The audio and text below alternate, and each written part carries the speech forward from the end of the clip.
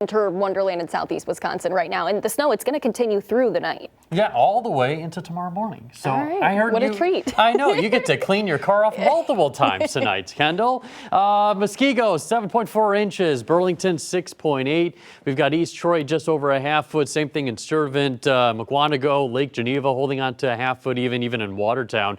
Waukesha, 5.8. North Bay and Racine County, 5.8. Delavan, 5 inches. Kenosha, 5 inches. West Allis, 4 inches even. What we can expect for the rest of the evening hours, snow continuing with this alert day. Accumulation will be pretty much wrapped up by about 6 a.m. tomorrow morning. There could be a few little pockets where some dry air starts to intrude and we have some small little window of some calmer little pockets, but still overall consensus, it is going to be steadily snowing for much of the evening and overnight. Then once the snow is done, we'll be seeing some stronger winds coming in here out of the northwest tomorrow, upwards of 30 miles per hour. So that could potentially cause some blowing and drifting, especially out in the more rural areas. Radar, we did see the snow really start to ramp up and increase. We've been seeing that in the dark blue shaded colors. That's heading up toward Port Washington, into Hartford, Watertown, Beaver Dam.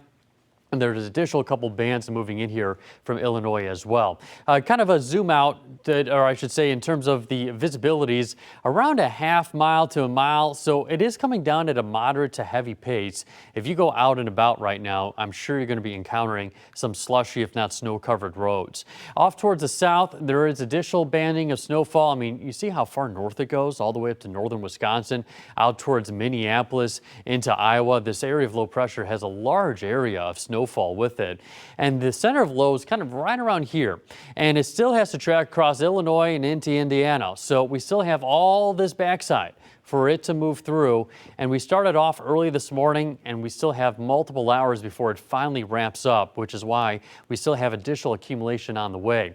Another thing, sometimes when we have these winter storms, something we watch very closely is down to the south. If there's any thunderstorms on the warm side of it, sometimes the thunderstorms can soak up a lot of the moisture that comes into the cold sector of the storm. However, we're not seeing any severe weather down to the south. So a lot of that moisture is transporting up northward and bringing it here across southern Wisconsin. And there's a lot of impacts from it, with winter storm warning still holding itself together in Iowa, Illinois, Wisconsin, including Milwaukee, Green Bay, Madison, La Crosse, and then off towards Michigan, Indiana, and even sections of Ohio.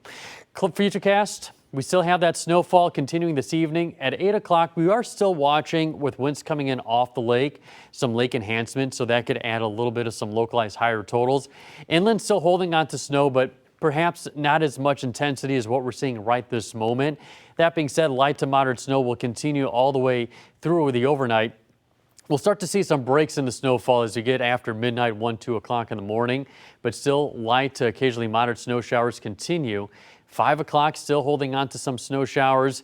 And then as we get to about 7, we're pretty much done with the snow, with maybe just a few passing flurries afterwards. We'll start to clean things out. Some sunshine will work its way in here, but then we'll be dealing with some gusty winds as well on the backside of it. So once again, we'll hold on to that snowfall, and then eventually we'll kind of wrap things up here. 6 to 10 inches, what we're expecting by the time we're all said and done.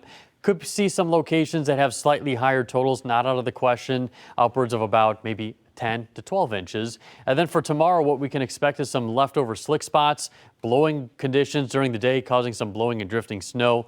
As we head into the evening, the winds will die down, but the cold air will start to settle in here. So 33 for tomorrow, 27 as we wake up, with the last flakes ending by 7, if not 8 o'clock. 25 on Monday. Could have another small chance of a little light snow, bringing in a dusting of accumulation. Some sunshine on Tuesday, but cold. 31 on Wednesday, and then another push of surging cold air. Only 22 on Thursday, when a normal high is still supposed to be in the lower 40s. So certainly some very cold temperatures for this time of year as we're going to be welcoming in meteorological winter. So it'll take a while to melt. Yeah, it's not going anywhere. Good for the sledders. All right, there we go. Thank you so much, Gino. The snowstorm is pushing back